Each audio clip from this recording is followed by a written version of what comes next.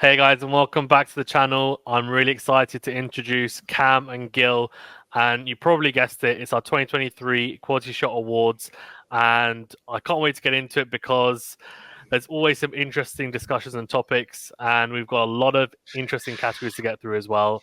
Cam, Gill, how are you both doing? How's it going? I'm good, Faizan. Thank you for bringing us all together for our yearly get together. Exactly, yeah. Yearly get together, and hopefully we'll see. There's always some easy categories which you get through really quickly. Others, there's nice intense discussions and debates where we're trying to coerce each other into picking one choice. So I'm sure there'll be a few of those. But yeah, a really, I would say it's been a pretty topsy turvy year. Right, okay, WTA time. Let's get into this one because I think this is going to be more interesting in terms of at least debating picks. So WTA Grand Slam Match of the Year, I have 5 listed, so I'll go to you guys first. Gil, do you want to go? Yeah, I think Rybakina Sabalenka Australian Open final. I thought that was pretty much as good as it gets. I loved the big ball striking. I loved the big serving. Every set was competitive and close, and it was a freshness, I would say. I bought into both of them.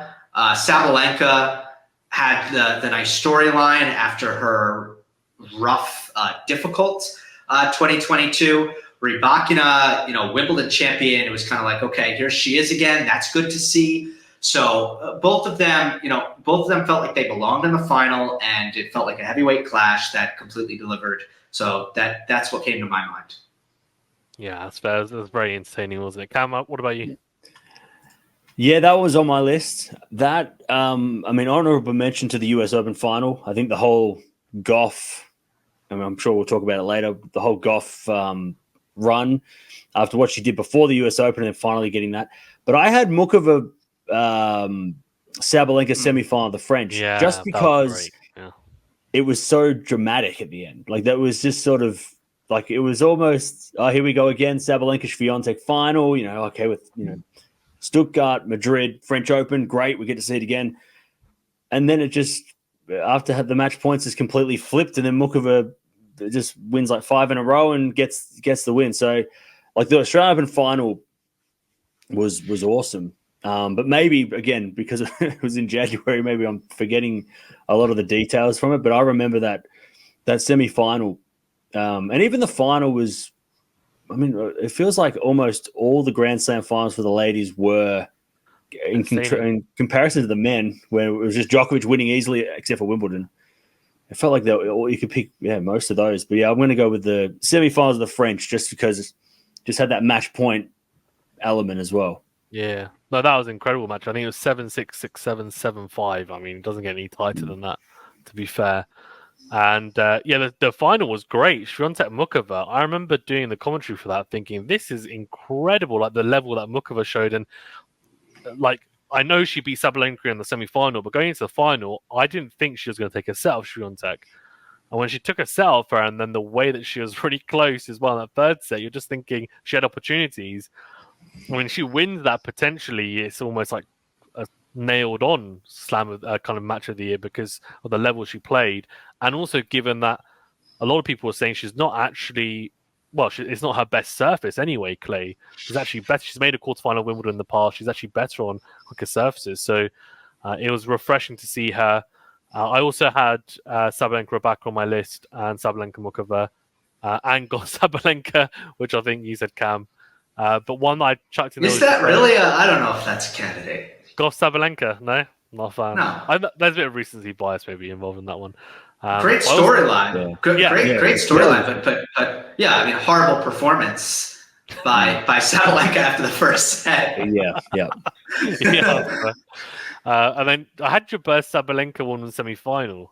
I thought it was a bit dramatic. Yeah. It was very up and down. More, not necessarily the level, but more kind of. Yeah. It was 2 really high-performing athletes at the time, or players at the time, and it definitely peaked and troughed a lot.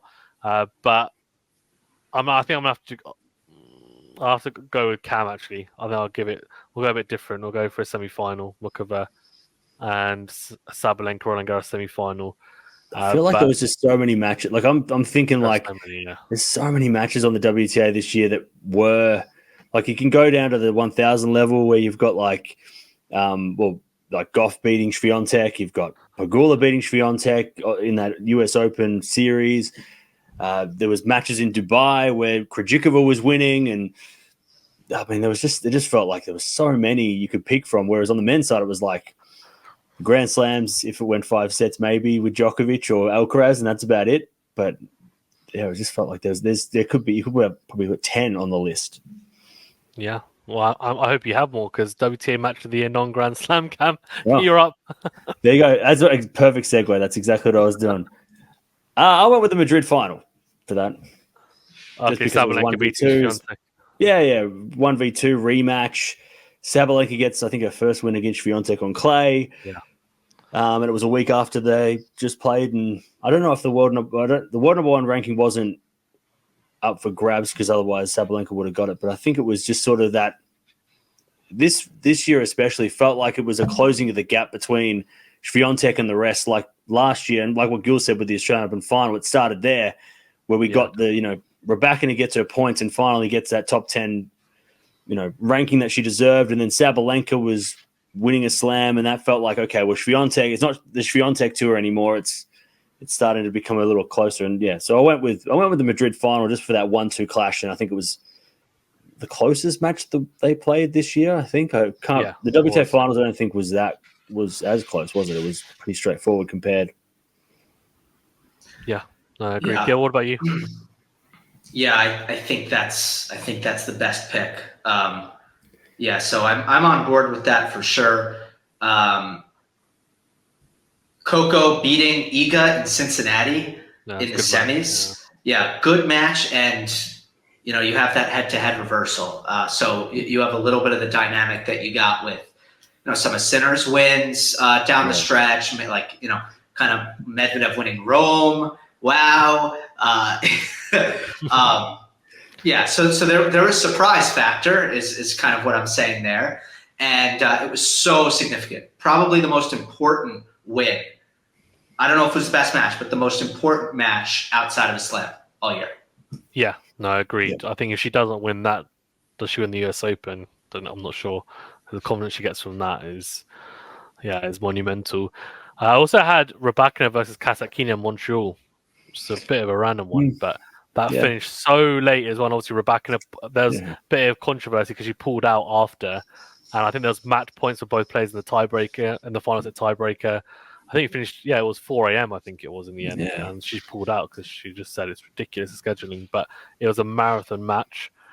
And I think there's another one, was it Haddad Mayer versus Rivas Tormo? It was almost 4 hours at Roland Garros. Yeah. That's more just marathon match of the year. But she had crazy. A lot.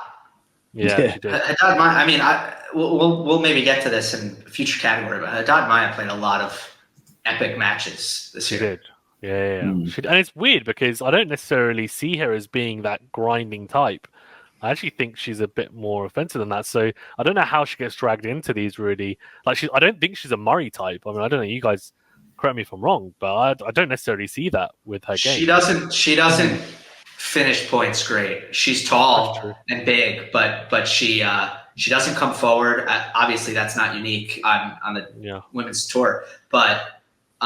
She doesn't. She's more of a precision player. She doesn't really hit big enough or serve big enough to really make things easy on herself. Yeah. Oh, that's fair. Yeah, happy to go with Sabalenka Swiatek Rome final. That was definitely an exciting one, and hopefully you see more of those matchups. And yeah, it's great to see the gap closing or has closed between Swiatek and the rest now because there's so many contenders, and I'm actually really looking forward to the 2024 season because I have a feeling it's going to be open again, but we've had these new contenders coming through as well, like Vondrousova and Mukova, so they've added some quality when they've been fit. Goff won a slam, Sabalenka won a slam, so that's good to see as well. WTA most exciting tournament of the year, there's a lot of them. What did you guys have for that one? I had the French Open. I thought there were a lot of storylines that were memorable. If you go like deeper cut, Mira Andreeva broke through. Haddad Maia, Haddad Maia won, let's see, 4 3-set matches in a row. And when she met Jabeur in the quarters, you thought there was no way she was winning the third set or the match. And then she won it 6-1. You had Muchova, her breakthrough, and the great semi with Sabalenka. The final was good as well. Oh, and Svitolina. Svitolina's run was really fun to watch, right? Like she comes out and it's like, whoa, it's Svitolina 2.0 offensive, donating all of her prize money to Ukraine, like just had the baby. So I thought that was the best. No, you can. Yeah. I mean, that probably had the best matches all around and most storylines. I picked the US Open just because of the Goff thing. I just got maybe I got roped into it, but just that whole she won Washington. She then beat Swiatek, wins Cincy after losing Canada, and then it was like, okay, well now it's great. That's great. You won those tournaments. Win the big one. And I think it kind of probably helped that the American men were doing well as well at the US Open. So I don't know if you can add that in if it counts. But, even though maybe the matches weren't as good, we didn't mention Sabalenka Keys at the US Open was one of those strange matches too that could have been a match of the year if the others weren't so good. But I've got the US Open just because of the Goff story. And she actually finished the job and did the thing that was building up to that. I actually had another slam, which is Wimbledon. We've gone for different slams. And the reason I had Wimbledon is because, again, there were a lot of good storylines there. So Vondrousova obviously coming back from injury, going on to win the title. Svitolina as well. She carried on her good French Open form, went deep. Swiatek went out again relatively early at Wimbledon. It was like, is she going to do well? She did better than prior years, but didn't quite go over the line. And then it was the big question of, can Ons Jabeur win a slam? Is she going to go deep? And then she not only does she go deep, but she beats back-to-back Grand Slam champions in Andreescu, Kvitova, Rybakina, and then Sabalenka. And some of those 3-set matches, Rybakina and Sabalenka, and then comes against Vondrousova. And you could argue it's most heartbreaking tournament of the year for Jabeur fans, but it might be most exciting because she then kind of drops her level massively and the occasion gets to her again and once again just falls at the final hurdle. But I guess the final was a little bit of a letdown, but I thought the tournament on the whole was really exciting. But I'm happy to go with Roland Garros just because of how good the final and semi-finals were, and there were some great storylines there as well. So I think we can go with that one. Sorry, Cam. I feel like Coco Gauff is really on your mind at the moment. You're like massive advocate for her. The next question, I'm like, man, I should have maybe gone the French and then saved my answer for the next one. Yeah, you're like most impressive tournament run. Gauff, WTA Upset of the year. Anything with Gauff. WTA most outrageous moment. Well, WTA most impressive tournament run. Cam, over to you. Yeah, it's the US Open for me. Well, actually, no. I'm going the US Open series with Gauff. I think that controversial losing one match series in that 4-tournament run, and it was to a doubles partner, Pegula. I think that run of tournaments was my pick, and for all the reasons I just mentioned before. But Cam has created his own category. WTA most exciting series of the year. Gill. No, I like it. I think that's a good call. What were the others that you have down? To be fair, I had Gauff US Open as well. I had Sabalenka Madrid as well, just because I thought it was impressive the fact that she won on clay, and also managed to beat Iga in the final. And then I guess you could go for something like Vondrousova winning Wimbledon, but I don't think her half of the draw was as hard as Jabeur's. But she still won Wimbledon, and no one was expecting that, so we have to throw that in, I think. You could also argue Muchova making the final, but she didn't win the tournament of Roland Garros, for example, as another. But yeah, happy to go Gauff US Open. I thought, marquee or maiden even Grand Slam for her or Grand Slam win, and she was incredibly impressive in the US Open series. So I think it was impressive to back it up after winning Washington and Cincinnati. So I will say, I will add this one as well. I think because Dubai gets overlooked as a 1,000 for the ladies, like at least I forget that it's 1,000 half the time because it changes. Krejcikova winning that and beating the top 3 players to win it, which I don't think had been done or had only been done once or twice in the history of the WTA. I think that one gets overlooked. But even Pegula's run at the WTA finals, if we forget about all the other things that went wrong that tournament, she beats, I think, 3 out of 4, gets to the final. Had she not been beaten so badly in the final, maybe that would have been one as well. But I think, but it's still, we're just honorable mentions for those, I think. I think the Krejcikova one maybe gets a little bit forgotten because it's a bit infamous, given that after is when she said, I should be part of the big 4 with Rybakina and Sabalenka and Swiatek, and then she didn't beat them for I think the rest of the season or something. So she almost kind of set herself up for a bit of a fall there. So that was a bit disappointing from her. But she's an exciting player, but maybe we didn't quite pan out the rest of the year she would have hoped. And Sakura Guadalajara, another one I'll chuck in. Yeah. Because I thought that was nice to see. Yeah, bit of redemption after not a particularly good year. I thought she loves Guadalajara, and she loves that those conditions in the crowd, and they definitely take a liking to her style of play and energy. WTA Upset of the Year. I muted. How about Svitolina over Swiatek Wimbledon quarters? I know the expectations aren't that high for Iga at Wimbledon. Like, that's the argument against it. But it's still, I don't know, I guess, it's still a big deal for Svitolina to do that. And, it's still the number 1 player in the world at the time in a major quarterfinal. I don't know. I actually had the same tournament, but I had Goff versus Kenin round 1 of Wimbledon. Oh, yeah. I thought Kenin was going to win that match, though. That's the thing. Like, I predicted that, yeah. Wow. Because I if I'm not mistaken, she hasn't won much on grass at all. And Goff's game, and given that she broke on to the scene at Wimbledon, you would have expected it. But that's a great pick from you, to be honest. I didn't see it coming. Coco was just really uninspiring at the time. Yeah, sure. I mean, everything would change after this, but I just didn't think mentally she was in a good place, which is why she changed her team after losing that match at Wimbledon. And Kenin just crushed everybody in qualies. So I saw that, and we know Kenin's talent, and I was just like, oh, okay, watch out. Yeah. Ken, what about you? Yeah.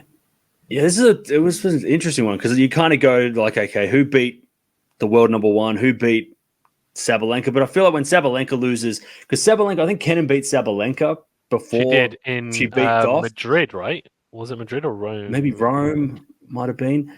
Rome, yeah. And that was one, but then I'm like, Sabalenka does have those losses. Like she lost to Castella earlier in the season. That was kind of another random loss. I went with Kudermetova beating Swiatek in Tokyo. I thought that was because I watched that one live, and I remember just saying, "There's no chance." She hasn't beaten her ever. I think the closest she's gotten is like a 6-2 or a 6-3, and then Kudermetova winning and then going on to win the tournament. But I went with that one because it was just kind of like I was not even thinking. I was like, we'll watch this match, and then Swiatek will play the next round, and we'll watch that, and it might be more fun. And it just kind of got me by surprise. So I went with that one. Yeah. Bit of a random one. Good one. Kudermetova's got a really good record against top 10 players as well. But one that I just thought of, because you mentioned Castella, and it just light bulb popped in my head. She beat Rybakina, third round US Open. So that's a third round loss for someone who we thought was going to be potentially in the final weekend at the US Open. Yeah. No, I think that's a really good one because Castella's got. I always say don't back against her because she's got upset alert written all over her. In terms of, it used to be Kanepi. I feel like now she does. She does. If you look at the stats, I mean, the first 10 years of her career, she never pulled off wins like she did this year. Yeah. No, for sure. I think that's a good one. To be fair, I'm happy to go with that. I think Rybakina going into that US Open. you would have thought she would have made the second week. And I think the Kudermetova-Świątek one's good as well, but I think Castella is probably a little bit more surprising. So I'm happy to go for that one. Yeah. WTA Upset of the Year goes to Castella beating Rebecca in the US Open round 3. I was at that match. So, well, were you? There's that too. Right. Oh, yeah. Award for Gill. Experience in the crowd. WTA Most Outrageous Moment. So there's a few here, I think. Who wants to go first? Cam, do you want to go? Yeah, I couldn't think of. That was a tricky one because I don't think there was too many like. I mean, the on-court ones. I can think of that doubles match that with the doubles default that happened with Tormo and Buzkova. That one comes to mind. But I mean, where they were pointing out, oh, she hit the thing, hit the ball, kid, whatever, and like kind of a campaign and laughing. That was that rubbed people up the wrong way. But I think it was just the amount of late matches it seemed to have, mainly for Rebecca, and it felt like she kept on getting the terrible scheduling, and she had to. It felt like her and the WTA kept on disagreeing with things. So I'll go with like the scheduling and the rain delays, which is not anyone's fault, but and just like the late matches that seemed to finish for the WTA. Even like, and then there was and the controversies of like that Rome final, the ceremony.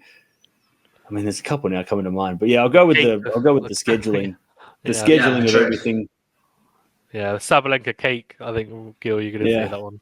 That's the one I thought of. We're doing outrageous though, not funny, and it's almost I don't know which way to go with that one. I mean, I get being outraged, but I thought it was more funny. I mean, and that's the question. There are some real obviously there are some real issues at play that are larger than. Are women treated equally at Madrid, right? And that's a serious issue. But cake size, generally speaking, is not a serious issue. And Feliciano Lopez also just literally giving a masterclass in how not to handle a situation from a PR perspective. Oh yeah, to send a tweet in defense of yourself is literally the worst thing you can do, and it just got everybody talking about it more. And it was one of those surreal moments. It was crazy that we were talking about cake size. So I'm going to go with that. Yeah. I actually had the WTA finals, the court conditions. Yeah. I mean that was even the venue itself, venue change. Absolutely ridiculous. I mean, I don't know what you guys thought, but I couldn't believe. I mean, it was 85%, 90% done when they actually arrived as well. So it wasn't even completed. And then everything was just a comedy of errors. They chose the location so late. They're supposed to be in Saudi. They were saying they chose it late. They obviously chose it so late that the construction wasn't done on time. Then the players arrived, and I think Sabalenka was saying, I can only practice on the main court for 40 minutes each because I think they're still doing work on the main court. Then the main court, people saying, what a great kick serve because the balls were bouncing so much at times just because it's dodgy. And then sometimes it's dying completely. It was just absolutely, and I was watching doing commentary for it and just thinking, what is going on? No wonder all the players are complaining. I mean, this is like the type of court that I'd get in my little local park. I walk down the road and there's cracks in this tarmac court, and these are the top 8 players in the world on the WTA tour playing on this. So I just thought it was mind-boggling, honestly. The wind, the weather too. It's not. The weather didn't help as well. Yeah. It's not a good time. It's not a good time to be in Cancun. So, and also it's not it's not a place where you have local, a robust local support system. So, it's really you need tourists to go. And they scheduled it too late. So you're right. I can't imagine that being any worse. Yeah. Yeah. It was the end of Steve Simon. Yeah. Exactly. And actually, Eliza, who's on the channel, who does a podcast on the channel, she went and she had some bad experiences there as well with the WTA, the kind of the event as a whole. and she was not happy. I mean, she was sitting there in the freezing cold, like when it was raining. I could see her on TV, and I was just saying, she was great. She was happy to be there, but at the same time, she was probably just thinking. She was saying to me like, "What is going on here?" I don't blame her because it just looked like it was terribly organized and scheduled. So hopefully they sort that out for next year because I can't imagine that happening on the ATP tour. And if it would happen, there would be like crazy consequences. I feel like the WTA get away with it a little bit sometimes. I think the only time, like I think the ATP might have had that in like 2004 when they went to Houston and it was outside. And that was the only time I remember it being, because I don't remember at the time, I remember watching some of it, but that was like rain affected enough to be like, okay, we're playing indoors from now on. Let's not mess with the weather. And then the WTA learned their lesson, I guess, this year of like, okay, let's not go outside anymore. Let's try and, let's see where they go next year, this season. But I like that one. I didn't think of that one, but yeah, come to the O2. Come on, so I can go see them. London, baby. Yeah. WTA funniest moment of the year. Then, what did you guys have for that one? Yeah, again, I was thinking maybe Cake Gate, depending on if you're outraged or if you think it's funny. I mean, you can go either way. Gill finds this one really amusing. Well, I just like that. I like that it fits in both categories. Depends on the person. Yeah. Fair enough. Cam, what about you? Well, I'm going sort of like the Medvedev version of on the WTA is Ostapenko, and I was thinking, okay, what has she done this year that's been funny? Every time that she questions Hawkeye, I just think, and she might have done it last year and the year before, but like I felt like at the Australian Open, there were so many times where she just looked at the umpire after a call and she was like, really? Are you sure this is working? I don't know. And then she'll challenge and it'd be called out and she'd be like, no, that was no shot that was out. So I just feel like every time that happened, it was just was hilarious because she would just, her face, like her facial expressions were just priceless every time that Hawkeye would not be working. So I'm going to go with that. Yeah, I think the funniest thing she would do is actually after it was called out, she'd go up to the umpire and always be like, look, it's this mark right on the line. Is this one? And you're like, no, you can't do that after that. It's done.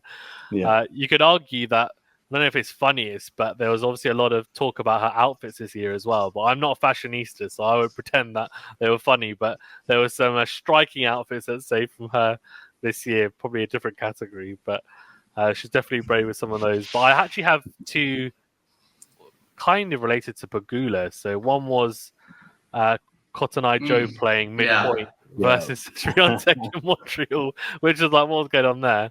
And also when she lost to Swiatek 636 Love on her birthday, and she posted on social media going, what's it like playing on tour? It must be so amazing. She goes, me, gets bagel on your birthday, sitting eating Doritos at midnight, waiting to get on a 16-hour flight home. Yeah. And I was like, well, fair enough. So, yeah, I mean, I think all of those are pretty good. And Gill loves Cake Gate, so hopefully we get that again in 2024. Something different, maybe. Maybe not that, though. I don't know. WTA Most Improved Player of the Year. There's a lot. To be fair. I've got 5 listed. Gill, who do you have? My thought here was Coco, in a similar vein to Yannick Sinner. It was very similar, right? First half of the year, she's one player. Yeah. Second half of the year, she's a different player. And despite her, not coming into the year with a low ranking or anything like that, I mean, she clearly made that leap, that next step that is difficult to make for everybody, especially because it's not like Coco's progress has been linear up, right? It kind of stagnated for a while. So I think she is well deserving of some recognition for the improvements that she made. And like, I guess you could say the same thing, right? Like Coach of the Year basically goes to Most Improved. And nobody is going to have any debate that Brad Gilbert and Pere Riba should win Coach of the Year. Yep. Yeah, that's fair. Cam, what about you? Yeah, man, it's a tough one because, I mean, some of these players might be comeback player of the year. But I'll go with, because I had 3, but I'll go with Mukova. I know that like 21, she had a great season. Well, she had a great start of the year. get into a semi-final and major, and it's not like she hasn't been this good before, but I think from where she was at the start of the year, I mean, maybe this is more of a comeback player of the year, but I mean, could have won the French Open. She up a break in the final set. Maybe if she held her nerve, I think she beat Sabalenka a few times. Would have been great to see her play the WTA finals. I think she would have, even though the conditions were horrible and everyone seemed to be playing terrible, I think it would have been fun to see her coming to the net like she does and being that kind of player. Would have been awesome. And I think injuries might have, especially post US Open, restricted her from ending the season the way that she should. I think even at the start of the year, she was constantly making, sort of quarterfinals and stuff of those tournaments. So I'll go with Mukova. But I had I had a bunch because there's just so many you could pick. Yeah. No, Mukova is so exciting as well. So it's great to see her back on tour playing good tennis. And she went from 149 to 8, and obviously maybe not reflective of her level, given that it was a lot down to injury as well. Goff finished the year number 3, obviously won the Slam, Cincinnati, etc. She was 7 at the end of last year, but obviously big leaps and bounds in terms of level, beating Swiatek, reversing that, similar to what we said about Sinner, and also winning a Slam, which to be fair, Sinner didn't do. So that's mighty impressive. I also had Vondrousova, went from 99 to 7.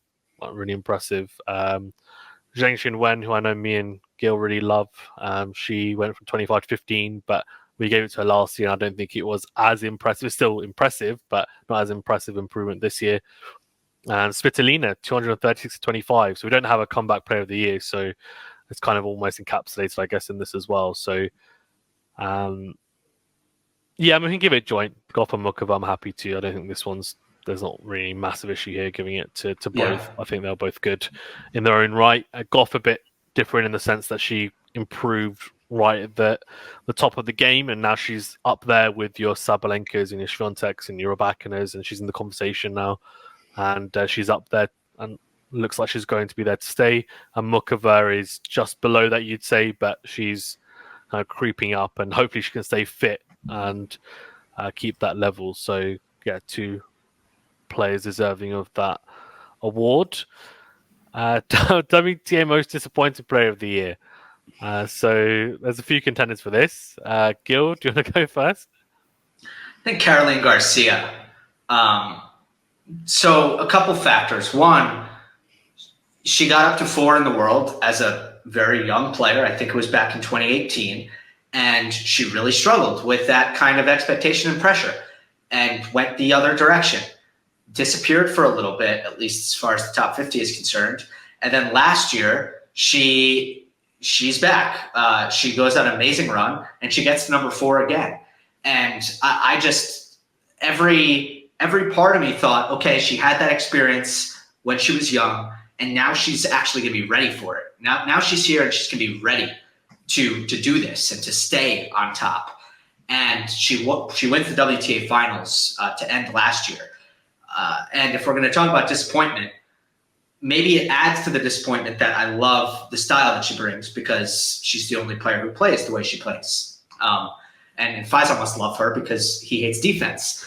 So for her to finish 20 in the world, that doesn't sound so bad. I would just say she won a lot of 250s. She beat a lot of lower ranked players. She didn't have, it felt like, any big wins, like none all year. So she just wasn't the player who she was last year at all. Yeah, I agree. I mean, she's so exciting, and she comes forward, transition game. She, as you said, she plays.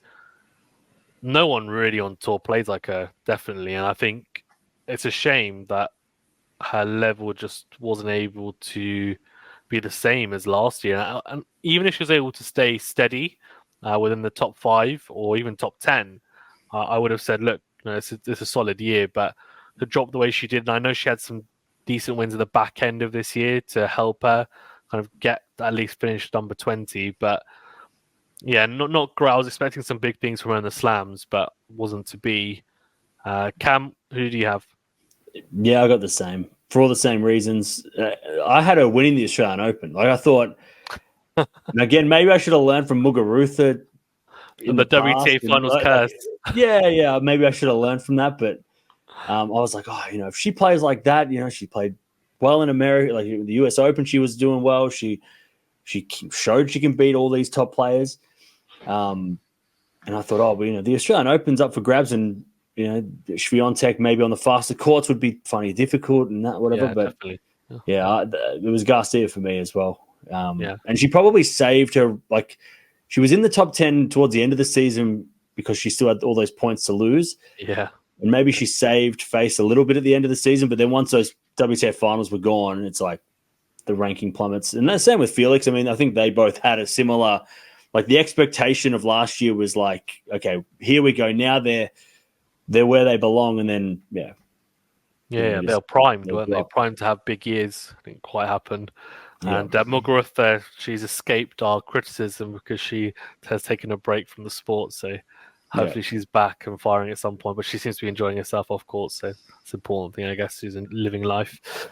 I also had Badosa, although I don't think it really counts. She's been injured as well. She's had a back stress fracture, which is not particularly easy to play with. In all honesty, so it's a bit of a niggly one. But she went from 13 to 66. But again, injury hasn't helped. And I actually had Gill Teichmann, which I think she's had some injuries as well, but she went from 35 to 143, which is a pretty hefty plummet down the rankings. But yeah, happy to go Caroline Garcia. I think she's obviously more high profile, and she had some big expectations going into the year. WTA Young Player of the Year. I only had one because I think she's deserving of it. But Cam's laughing. Who do you have, Cam? I was like, when I did my own awards for it, I was struggling to find players to, like, I mean, how many times is golf count? I mean, she's young, but she's been around forever. So I mean, you can't count her. She's been around too long. It's Andreeva for me. I mean, she's the only young player that felt like she came from nowhere. Like 12 months ago, unless you followed the juniors, you wouldn't know who she was. And then not only does she play well on the WTA when she gets through, she also played well in the juniors at the start of the year. So it's like, well, makes the Australian Open junior final and then converts that into, I think it was Madrid and then the French Open, and even at Wimbledon, she had a chance, I think, to beat Keys. Yeah. And maybe inexperience and immaturity kind of was a downfall. But then, I couldn't think of anybody else. I mean, who else? What other young players did well this year besides her? They don't have a WTA Next Gen finals for us, so it's hard to pick. I would say Linda Noskova. But no, you're right. It's not a good category. Like, it's not, or I should say, it's not an easy category this year on the WTA side. But Noskova, 19 years old. She had the quarterfinal in Lyon. She made the final in Prague. It's never a good field in Prague, but home country, kind of a big deal for her, certainly. And then she ended the year with some results as well. Cincy, she came through qualifying and lost to Coco in the round of 16, so she picked up some wins there. It wasn't a noisy year. I can't say she got a lot of people talking, but as far as 19-year-olds go, that's a really, really great season. Yeah, she's really exciting as well. I like her game. Noskova. I had Andreeva as well, just the pure fact that she's really burst onto the scene, a bit similar to how Coco did a few years ago, 405 to 46. I mean, obviously she was playing juniors at the start, so she has just completely worked her way up to 46 in the world in the space of less than a year, which is unbelievable, to say the least. And results, I mean, China Open or Shanghai beat Krejcikova, beat Pavlyuchenkova, round of 16 against Rybak in the US Open, obviously only second round, but managed to lose in the round of 16 to Andreeva. Also beat Krejcikova again there, which is interesting. And so clearly likes playing her. Lost to Coco Gauff in the French in the third round, but came through the qualifiers. So impressive there. Madrid round of 16, lost to Sabalenka, but beat Haddad Meyer, Fernandez, Lynette. These are good players. So I was impressed with her. For sure, and looking forward to seeing what she can do in the coming years because she's only going to improve. Other players on the top of my head, I mean, maybe someone like Marta Kostyuk, but I feel like she's been around for now a couple of years, but she's had some decent wins this year. Also, the Kvitova sisters, but they've been quite up and down as well. Again, from Czech Republic. I mean, the Czech Republic have something. I mean, how many good players do they have? I mean, it's ridiculous. They could easily, I think, fill the top 20 because they've got like Krejcikova, Kvitova, Noskova, you just mentioned, the two Kvitova sisters, Mukova as well, Krejcikova, Vondrousova. I mean, they've got multiple Grand Slam champions. That's already 9. If you want to go down the list, Pliskova, that's 10. That's 10 like players who, have either won a Grand Slam or are like slated to win one at some point, or at least go deep at tournaments. So they're a real powerhouse in the women's tour for sure. And I mean, they've got a variety of ages there as well. But yeah, Andreeva, WTA Young Player of the Year, I think that's fair. And then last category for the WTA Best Player of the Year. Not as easy as the men's because the Grand Slams are shared. Who do you guys have, Gill? I have Iga, who, I mean, it's between her and Sabalenka, and there's really no argument for Sabalenka other than she went deep at all the slams, and Swiatek had a lot of disappointing losses, not overly early at the majors, but we're talking fourth rounds, we're talking quarterfinals, and but other than that, Iga's got a better win percentage. She's got more titles. She's got more big titles. She was a little bit better even against the top 10. She was better head to head, if that matters. So unless you really just value, Sabalenka went really deep at slams and in many cases lost in spectacular fashion, but at least she was there. Then you're going with Iga again. Yeah. I reckon if she wins the US Open final, then you have to give it to her because she's won 2 of the slams. Yes. Even if her win percentage is less and she's won less titles. But she won a slam, she made a final, made 2 semis. It's an incredible year, but everyone looks at the silverware, and then like win percentage I think was 85% for Swiatek, 80% for Sabalenka, and it's just that didn't quite get over the line in that US Open final. I feel like that would have been the difference. So I picked Swiatek as well, and also she won the WTA finals, so that then kind of consolidated that at the end of the year. Cam, what about you? Yeah, I'm the same. Like the best slam player of the year was Sabalenka, but then you look at the Svitolina loss was strange for Swiatek, but then she loses to somebody she's never beaten, Ostapenko. She loses to Rybakina, which ended up being a constant throughout the year. So you could say that Swiatek maybe got in the US Open and Australian Open a bad draw, and she probably would have made a better run had she had not run into those 2 players that she struggles with. And I mean, finishing world number 1. I mean, if it would have been interesting if Sabalenka had beaten her in the WTA finals and then finished world number 1 with with the Grand Slam results and then the world number 1 ranking overtake what Swiatek did, even though she beat up all the top 10 players easier, and so that would have been interesting. But I think the world number 1, even though her slam results weren't as good, I mean, she still won a slam. They've got 1 slam each this year, Sabalenka, Swiatek, and I mean, Swiatek's probably saved her season after the US Open, and I think that's why she got Player of the Year. I think it's so hard not to pick the best player on the planet for those awards. Yeah. It's difficult because, as you say, if Sabalenka wins the WTA finals and gets the number 1 ranking, then you might say, oh, okay, well, she hasn't won more slams, but then even though she's got potentially a less impressive win percentage for the year, you could say, well, Swiatek generally beats the low-ranked players better, right? She tends to be able to get through those players, whereas Sabalenka's gone deep at slams, etc. But I think Swiatek just consolidated it at the end, definitely, and she also handled the conditions really well, given how windy it was, and also the courts, and she was pretty dialed in. I think she obviously wasn't happy with the courts, and she did mention it, but she didn't complain as much, and that's a testament to, I guess, her just competitive nature that she just got on with it and managed to get through what was a difficult tournament for all players, in all honesty. But yeah, deserved winner of WTA Best Player. And yeah, those are our awards done. Is there anything you guys want to touch upon on the WTA side? Any honourable mentions for people?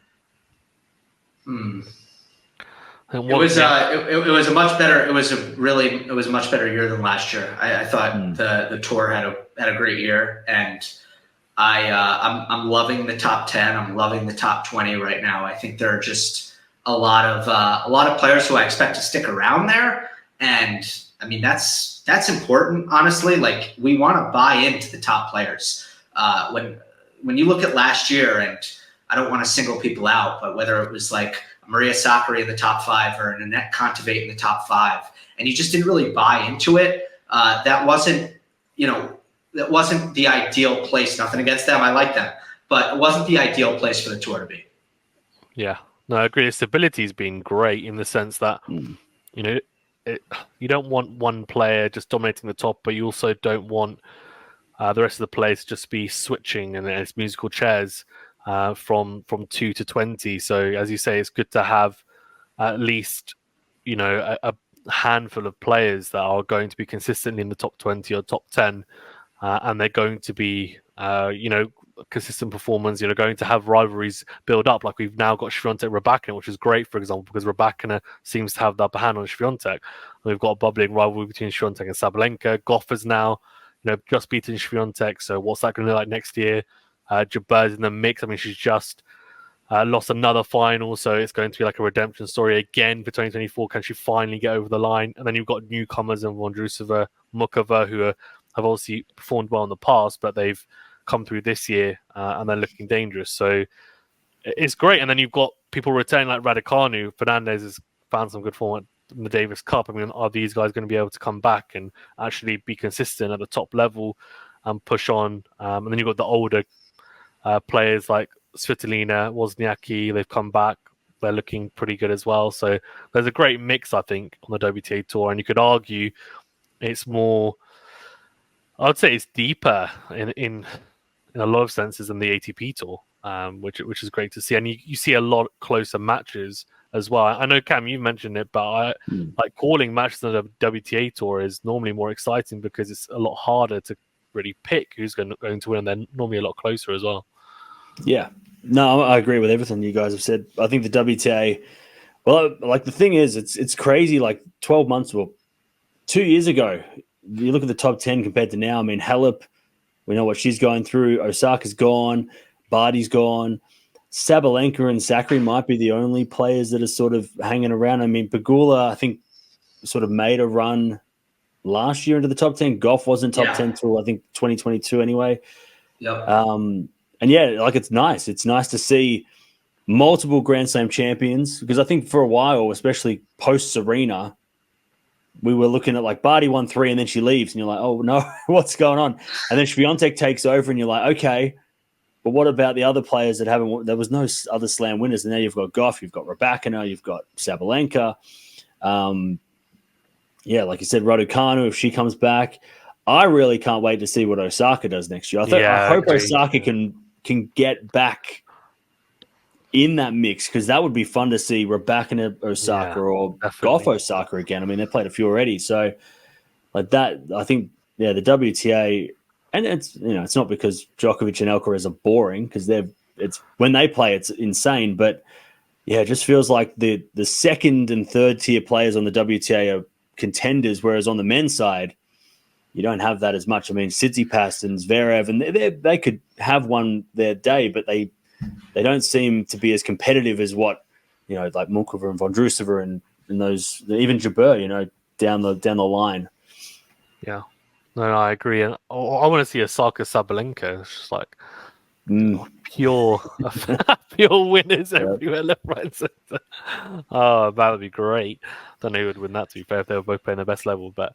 Yeah, I mean, there's so many great potential matchups if everyone's fit and playing close to their best tennis on the WTA Tour. Like Caroline Garcia, does she come back and start playing well again? Badosa, does she get fit I mean, because so many players have been towards the top of the rankings, they clearly have the level to be able to compete. That's the difference. So, yeah, and we didn't even mention Rafa, to be fair, coming back on the ATP side, to be fair. So, but yeah, what do you guys think in terms of Osaka? Do you think she can win a slam coming back at any point? Not obviously this year necessarily, 2024, but I'd say yes. She's got the youth. She's got the game that I don't think is a style that ages a lot, right? It's not extremely physical, so I don't worry about kind of the decline physically. I think mentally, I mean, if everything's gone right, man, I mean, it can only get better from what it was. I mean, it was very difficult for her at the time in kind of phase one of her career. And I don't know, maybe I'm also like a little bit biased by these training videos she's posted, and I'm looking at this racket speed, and I'm like, oh my God, like it's the power is amazing. So I lean yes. Do you know what that's like, Gill? I mean, I'm not saying it's the same, but it's like, you know, when Mike Tyson had these exhibitions and you watch him on the pads and he's throwing punches and you're like, oh my God, it looks so good. It's like 100 miles an hour. And then you watch him in real life and it's like slow motion because he's 60 or 50. But I think it's a bit different with Osaka because she's young and she probably is absolutely creaming them. But yeah, I'm looking forward to seeing her back. I mean, she's as you say, power and timing, like that's not going to go. With age, her style is more aggressive. It's not reliant on defensive capabilities and shot tolerance. It's more about being aggressive and on the front foot. So obviously there's going to be a degree of physicality that's needed, but hopefully it means that she can get back to her best sooner rather than later. Cam, what do you think? Yeah, I think she can win one. I mean, if she was 30, maybe you'd like Wozniacki coming back. I think that's and even Svitolina, you'd think, oh, well, maybe they can be competitive. But I think Osaka, I mean, she's saying in the media a lot of the right things too, you know, that she's got the different perspective being a mum, you know, all that kind of stuff that you hear from players that go and have kids, even the guys, you know, even the ATP players, they have the same thing. They're like, oh, I changed my perspective and I want to be a champion. I want my kids to see me win. I mean, and then she then, you know, we don't have to talk about it too much, but she then, you know, steals the coach back with Wim Fizek coming back. I mean, that's Zheng Qinwen's coach, isn't it? It was an interesting, you say musical chairs. It was interesting how that worked out. But Zhang gets back her coach too. So I guess it kind of worked out. OG but, coach. yeah, I mean, yeah, she wasn't that bad even last year. I mean, didn't she make the Miami final? She did, last year when Swiatek was beating everybody. She lost to her. Like that's, So I think she's definitely still got it. And I think the mental side, if what she's saying is how she's really feeling with the you know being a mum, then awesome. I think I would love to see her play Swiatek in Australia. I think that next year in like a third round, because the way that she plays, she's won that twice. Swiatek on the faster courts, maybe that's where you can get her. We saw Rebecca do it this year. I mean, that could be something. I know everyone wants Nadal versus Djokovic first round Australian Open. We are not going to get that. I don't want that. That's a bloodbath. We're not getting that. I'm not getting my hopes up for that. But give Rafa some matches to get.